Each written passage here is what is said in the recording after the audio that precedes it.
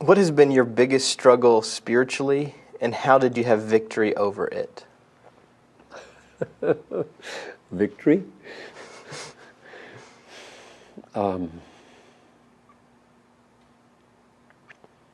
Pride is everybody's biggest struggle.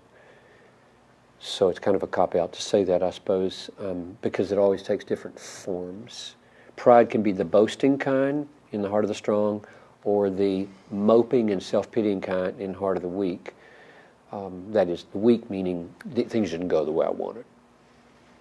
Oh, poor me. And so you sulk and you pity yourself. And usually I'm describing myself now, usually hand in hand with the second. I don't boast a lot. I mean, maybe I do, and don't know I'm doing it. So what I just said may be boasting. But I do pout a lot.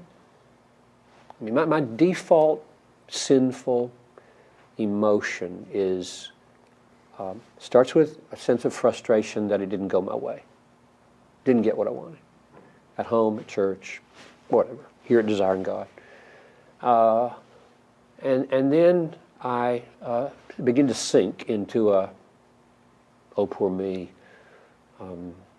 and can justify it in all kinds of ways. Like, I've tried to deal with this before, it never works, blah, blah, blah.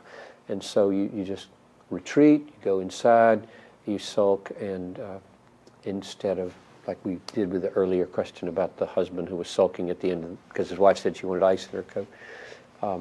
So that's a combination of probably proud response to the fact that things didn't go my way.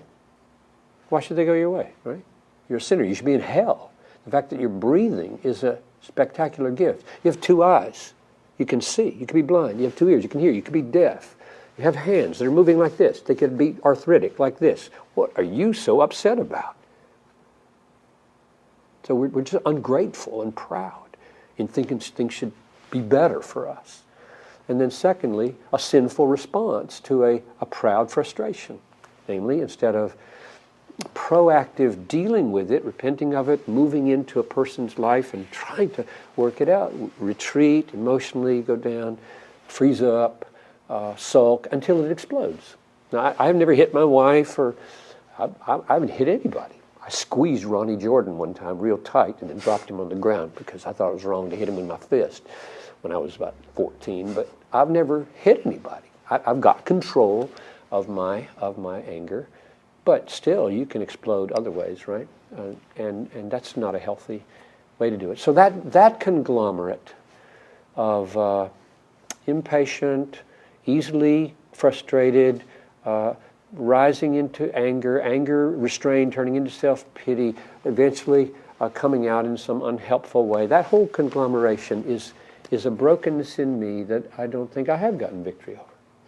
I've got restraints on it, and Noelle and I are still working on it. What are the implications? What does that do to my marriage, and what does her typical brokenness do to me? And when you get 2 kinds of brokenness that live together, and they don't go like this, they go like this, then you got to really continually work on those dysfunctions in your own soul and hers, and God is so good. I mean, we've been married 41 years, and we're still working on this, and I believe we will be to the end. So I just invite you, with your besetting sins, not to despair. This is, maybe it's a good way to end. I don't know how close we are to an end, but this is why the gospel is so precious, right? I mean, if I wake up in the morning and have to measure my performance and my emotional godliness from yesterday as the means by which I'm going to try to get God on my side this morning, I'm a goner. I'm an absolute goner. I have to turn from that, having repented, and say, thank you, thank you, thank you, that there's an alien righteousness that is imputed to me by faith alone. I just receive it like a child, desperately needing it, and for the forgiveness and punishment that went on to him that belongs to me. And so I should be a very happy person, and therefore I should make progress in this overcoming of pride.